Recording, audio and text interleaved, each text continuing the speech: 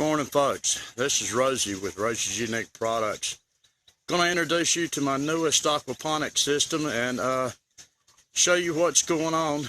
Been talking about wanting to do a greenhouse for some time. So I've taken a lot of stuff that I've had laying around from where I did arts and crafts shows, converted it into a aquaponic greenhouse. It's still a work in progress, but I'm making surprising results. Let me show you what's going on. Okay, here we are. I've got two grow beds on this side that are nothing more than 55-gallon barrels that have been cut in half, and I used a mixture of pea gravel and river pebbles to work as my grow beds. In the back corner, you'll see my fish tank with a shows part of the cage. I've also got a sediment tank which catches the solid waste. And then I come over on this side and there's a couple more grow beds, but let me walk in and show you a little bit closer of what's going on. Now keep in mind this system has only been in operation for instance, this grow bed has only been here for about a week. That has had seeds put in it. It is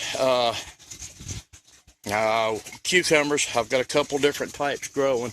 I don't know if you can see it here or not, but right there is the first seed that has literally come in. So it is just now starting. This bed is transplanted lettuce mix. It's been there for less than 2 weeks. And we skip over to this grow bed. This grow bed on the half closest to me is lettuce that has all been started by seed, which is only about roughly 3 weeks old. And as you can see, I've got a pretty good stand. In the back next to the discharge or the intake hose is sugar snap peas. This bed has been going for about 6 weeks. It is tomatoes, many different varieties. The ones that have come in the hardest and the strongest back here are called yellow pear tomatoes. And I have also some hybrid up in this area, some hybrid cauliflower. And I just don't know if you can see, but there are quite a few tomatoes that are coming through. And all of this was started by seeds. Then we're going to jump across the greenhouse to over here. This row is October beans, more lettuce down the center, sugar snap peas on this side. This bed over here is all tomatoes. And zoom in. These tomatoes here have started coming in within the last 2 days, and they are going wild in this bed. I'm going to zoom back out, show you a little bit. Now, like I said, there's still a lot of debris sitting around where I'm still working on it. Underneath here will be my sump tank. I'll show you that better in just a moment. But I'm also setting up to expand 3 more grow beds on this table. Now a close up of my fish tank. It's nothing but an IBC unit. I've got some shade screen around it. It's blackened out with black corrugated plastic. I'll zoom up over the top. I have put Georgia Giant brims in here right now. They've already been fed. You probably won't be able to see them. They're only maybe 3 inches long, but they're coming right along doing fine. I lost 50 blue channel cat, and through checking with a Dr. Harry Daniels with the North Carolina State College in Raleigh, I have found out that catfish do not do well in these systems.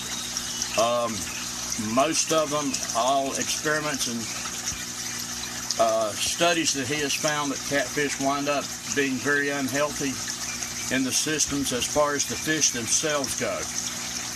It won't affect the aquaponics, but it does help, but it doesn't do them any good. Over here, I have seen on YouTube talking about several different types of large sediment tanks.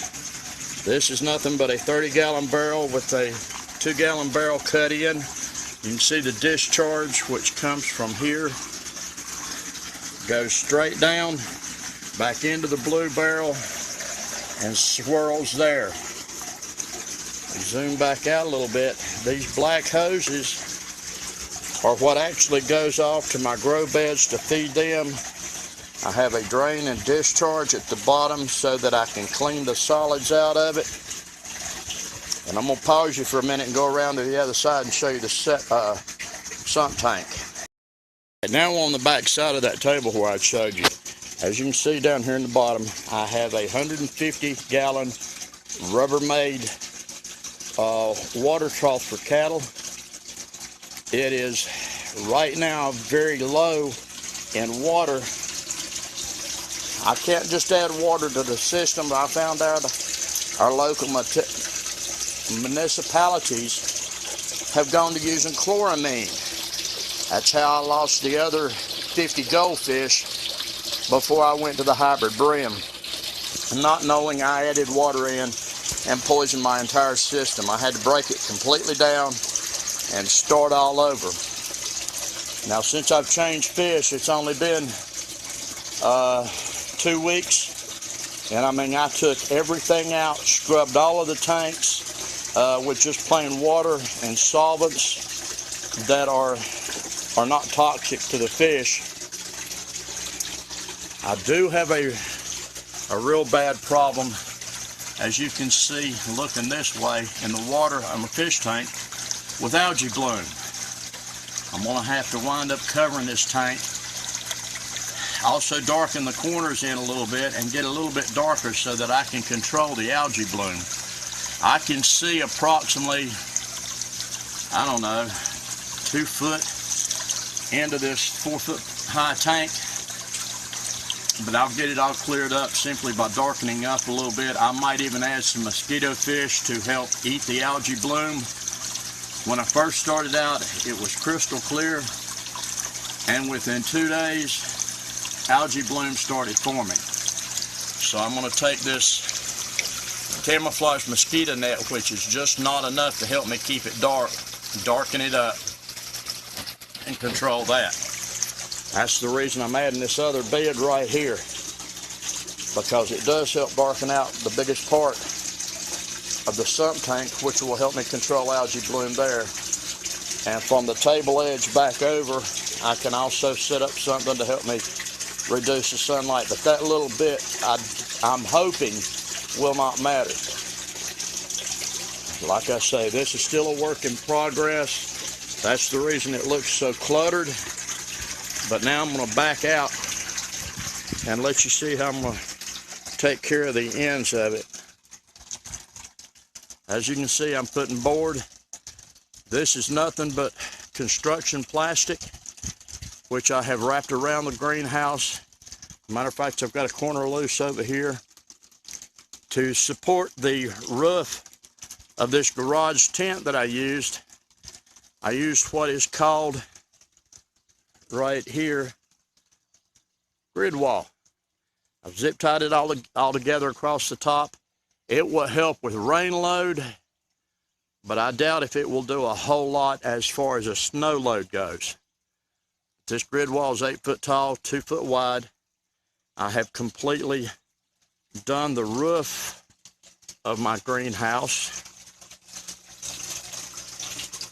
in it like this. I've still got some pieces sitting up across the top. It also helps reduce some of the direct heat The far end I've still got completely open, but I'll close it down and put a 6-foot doorway. That way I've still got a place for storage of my yard tractor. Folks, we'd definitely appreciate it.